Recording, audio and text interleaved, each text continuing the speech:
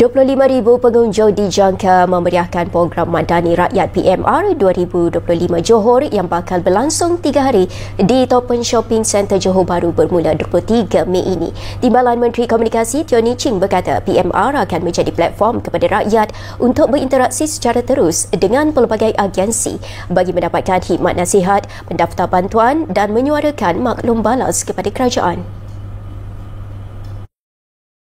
Inilah cara bagaimana kita nak mendekati masyarakat dengan membawa pelbagai jenis perkhidmatan datang ke sini supaya mereka lebih memahami apa tawaran ataupun apa jenis perkhidmatan yang boleh mereka dapat daripada pelbagai agensi kerajaan. Sekretariat PMR 2025 memaklumkan program dengan kerjasama Kementerian Belia dan Sukan serta Kerajaan Johor bertemakan Belia Madani Yakin Boleh berlangsung serentak dengan sambutan Hari Belia Negara peringkat negeri itu.